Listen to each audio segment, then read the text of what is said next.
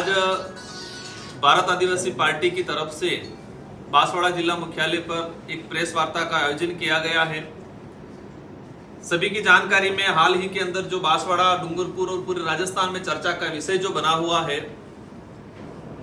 भारत आदिवासी party के जो विधायक बागीदोरा से जीत के गए थे, इनको लेके जो एसीबी का जो कार्रवाई हुई है उसको लेके जिस तरह से एसीबी से ज्यादा महत्वपूर्ण या भूमिका निभाने का काम या फिर कहें कि वो एज ए सरकारी संस्था के रूप में भाजपा के जो पदाधिकारी बांसवाड़ा जिले के जो कर रहे हैं, उसको लेके आज प्रेस वार्ता रखी गई है। आप सबकी जानकारी में होना जरूरी है कि आजादी के बाद से आज तक इस आदिवासी बाहुल्य क्षेत्र के अंदर आदिवासी समुदाय साथ ही अन्य पिछड़ा समुदाय के हक अधिकारों को लेके, जल जंगल जमीन की लड़ाई को लेके भारत आदिवासी पार्टी बहुत तेजी से इस आदिवासी बाहुल्य क्षेत्र के अंदर ग्रोथ हुआ है। और भारत आदिवासी पार्टी आने के बाद काफी परिवर्तन हुआ है, लोगों में जागरूकता आई है और इस प्रभाव को खत्म करने के लिए षड्यंत्रकारी लोगों के द्वारा ये बागीदोरा विधायक को षड्यंत्र पूर्वक फंसाने का प्रयास किया गया है। आज वर्तमान राजस्थान के अंदर भाजपा की सरकार है और भाजपा की सरकार है और आपने देखा होगा कि भजनलाल जी की सरकार बनने के बाद राजस्थान के अंदर लोकसभा चुनाव हुआ, इसके बाद उपचुनाव हुआ और लोकसभा चुनाव के साथ ही बागीदोरा विधानसभा उपचुनाव हुआ था। और बागीदोरा विधानसभा उपचुनाव इसलिए हुआ था, आप सबकी जानकारी में होगा, महेंद्रजीत मालवीया जो कांग्रेस से विधायक थे, पूर्व मंत्री रहे हुए हैं और वो भाजपा में गए। और वो भाजपा में क्यों गए, क्या कारण रहे, सारी जनता को पता है, ये बताने का जरूरत नहीं है कि वो क्या कारण रहा। तो वो सीट खाली होने के बाद लोकसभा चुनाव के साथ ही बागीदोरा की जनता ने जय कृष्ण पटेल को 51,000 वोटों से एक भारी बहुमत से जिताया था। और जीतने के बाद 4 जून को रिजल्ट आया, 3 जुलाई को उन्होंने शपथ लिया और जिस दिन से रिजल्ट आया उस दिन से ही आम चर्चा में आ गया था, विरोधी लोगों के द्वारा कहा जा रहा था कि इसको 1 साल भी नहीं निकालने दिया जाएगा, उसको उपचुनाव कराएंगे। और जैसे जैसे 3 जुलाई को उनका शपथ ग्रहण हुआ, 11 जुलाई को ही विधानसभा के अंदर क्वेश्चन लगा।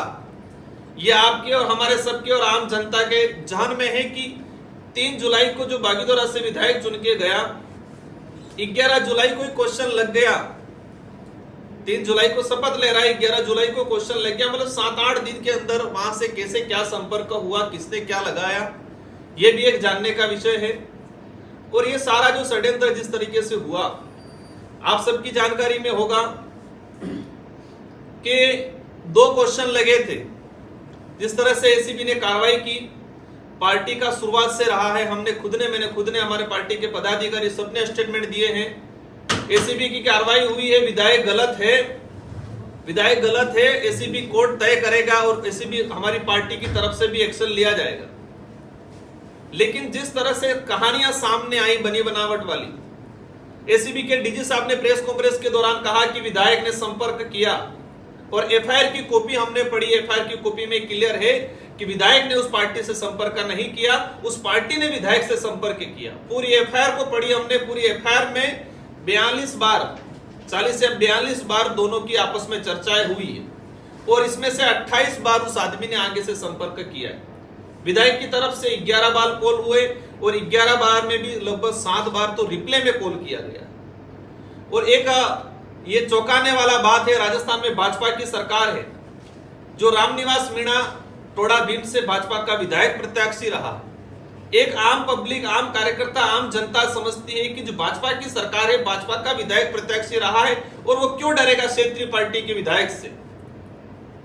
एक ये मतलब ये सारी क्लियर है कि एक षड्यंत्र हुआ और वो भाजपा का विधायक प्रत्याशी के नॉमिनेशन में जिस कंपनी की माइंड चल रही है, उस कंपनी के एवज में जो पैसे मांगने का जो ड्रामा बता रहे हैं, मान लिया विधायक हो सकता है गलत हो, लेकिन उस कंपनी की वैल्यू हुई 1 करोड़ 55 लाख है। जिस कंपनी की वैल्यू 1 करोड़ 55 लाख है, वो 2.5 करोड़ देने के लिए क्यों तैयार हुआ। और जो पैसे देने आया है रामनिवास मीणा का बच्चा रविंद्र मीणा, उसने 2011 में एलएलबी की है, सुप्रीम कोर्ट में प्रैक्टिस किया है एक सुप्रीम कोर्ट का जो वकील रहा है, वहां प्रैक्टिस कर रखी है, वो भी बसपा से विधायक प्रत्याशी रहा है। इस लेवल का जानकार आदमी विधायक प्रत्याशी, उसके पिताजी भाजपा के नेता रहे हैं, इस तरह का आदमी एक विधायक से डर के क्यों पैसे देगा? क्यों विधानसभा के अंदर क्वेश्चन लगा, विधायक रहा हूं, विधायक की जो प्रणाली होती है कि किसी भी विधायक पे कार्रवाई होती है और विशेषकर विधानसभा परिसर में कार्रवाई होती है या किसी भी विधायक को फोन ट्रेस पे लगाया जाता है तो सरकार के गृह मंत्री को और विधानसभा अध्यक्ष को सूचित किया जाता है कार्रवाई करने से पहले और फोन ट्रेस करने से पहले।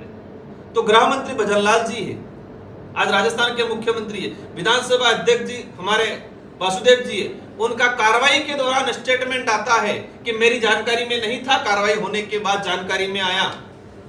ये राजस्थान की जनता को गुमराह कर रहे एक आदिवासी विधायक को फंसाने का षड्यंत्र किया गया है, क्योंकि विधानसभा अध्यक्ष को बिना जानकारी के एसीबी या कोई भी कार्रवाई नहीं कर सकता है।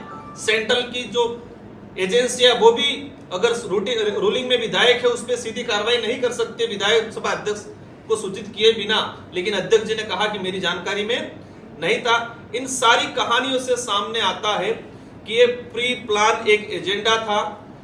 एक बागीदोरा सीट से जो चुन के गया था, बागीदोरा की जनता ने 51,000 की लीड देके जो जिताया था, और आप सबकी जानकारी में होगा ये षड्यंत्र आज से ही नहीं। इस इलाके में ये इलाका कहा जाता है संतों की भूमि है, शहीदों की भूमि, संत सुनमाल महाराज हो, मावजी महाराज हो, और यही षड्यंत्रकारी लोग राजस्थान के अंदर जब पैसा कानून बना 2011 में, उस पैसा कानून को नपुंसक बनाने का काम किया जो आज षड्यंत्रकारी लोग। ये नई बात नहीं है, लोगों की जानकारी में नहीं आया, बोली बाली जनता है, आज तक उन्होंने गुमराह किया। ये भी जानने की जरूरत है कि इस इलाके के अंदर 2013 आरक्षण को लेकर जो अधिसूचना जारी हुई, रिजर्वेशन पॉलिसी 2013 में जारी करवाई उन्होंने, मैंने खुला लिखा था ये काला कानून है इस इलाके को लेके। वही षड्यंत्रकारी लोग जिन्होंने 2013 में काला कानून पास किया। पिछली बार काकरी डुंगरी प्रकरण हुआ 2022 के अंदर, 1167 बेरोजगार युवाओं का गला घोटने का काम किया। वही षड्यंत्रकारी लोग जिन्होंने काकरी डुंगरी प्रकरण कराया। काकरी डुंगरी प्रकरण जिस दिन हुआ उस दिन बांसवाड़ा से कितनी गाड़ियां, उसके पहले दिन कितनी गाड़ियां गई थी, किस नेता के संपर्क में थी, ये भी जनता को पता है, लेकिन खौफ बना रखा है। वही षड्यंत्रकारी लोग हैं जिन्होंने आज बागीदोरा विधायक को फंसाया। आज देखते होंगे बांसवाड़ा के अंदर आरक्षण को लेके हायला घाटी जो थी, उस होयन घाटी जो थी, होयन घाटी पे आरक्षण को लेके जो आंदोलन कर रहे थे, इन लोगों को जेल में डलवा के इनको यातना देने का काम किया, वही षड्यंत्रकारी लोग हैं। इन सबको समझना जरूरत है।